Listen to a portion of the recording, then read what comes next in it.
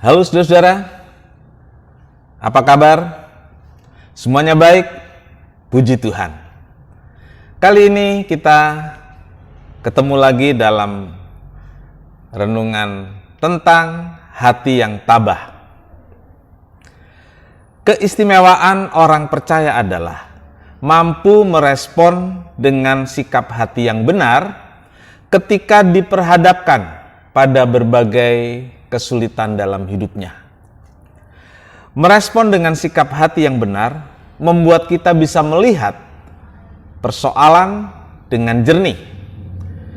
Bisa melihat maksud Tuhan di balik peristiwa yang sedang terjadi, sehingga kita bisa tetap hidup dalam kebenaran.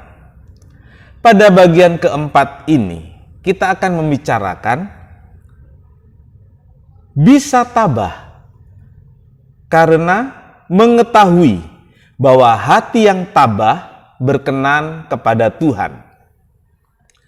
Mengetahui bahwa hati yang tabah berkenan kepada Tuhan itu penting karena akan membuat kita berusaha untuk hidup berkenan, akan membuat kita berusaha untuk hidup taat pada firman Tuhan, sehingga hidup kita selalu berkenan kepada Tuhan. Paulus berkata, sebab itu kami berusaha, baik kami tinggal di dalam tubuh ini maupun kami diam di luarnya, supaya kami berkenan kepada Tuhan. Mengapa ketabahan hati itu diperjuangkan? Mengapa ketabahan hati diusahakan oleh Rasul Paulus? Karena Rasul Paulus mengetahui jika memiliki hati yang tabah dalam menghadapi kesukaran hidup, Rasul Paulus akan berkenan kepada Tuhan. Dalam hal ini, ketabahan itu bisa berarti tetap sabar dalam tekanan.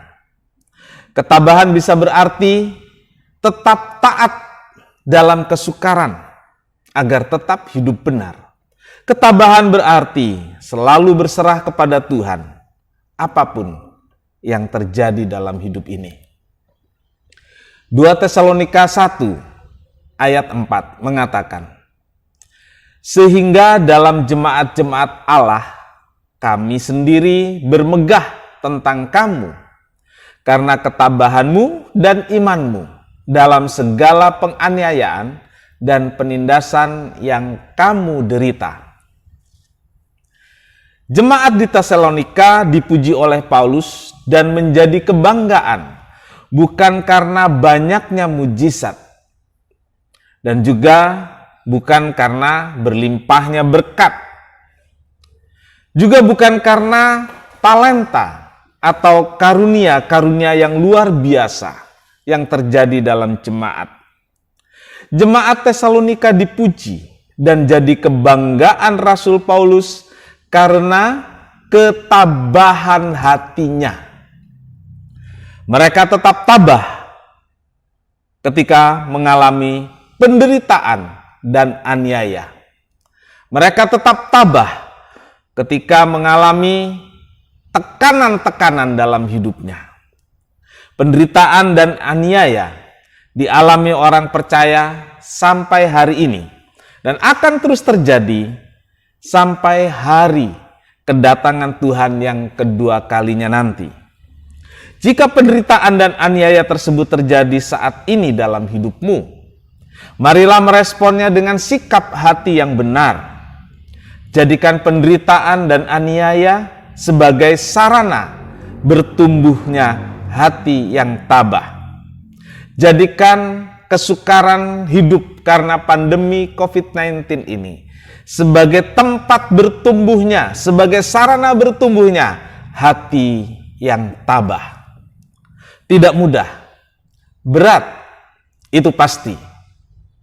Tetapi kita harus berusaha, kita harus perjuangkan, karena mengetahui bahwa jika kita tabah, hidup kita berkenan kepada Tuhan. Ketabahan hati ditunjukkan dengan tetap hidup dalam kebenaran saat mengalami kesukaran.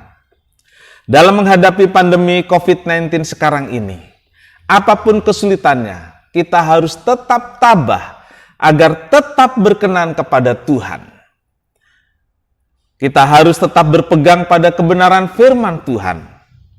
Marilah kita terus berusaha, apapun yang terjadi, untuk tetap kuat dan tabah hati, karena mengetahui ketabahan hati membuat hidup kita berkenan kepada Tuhan.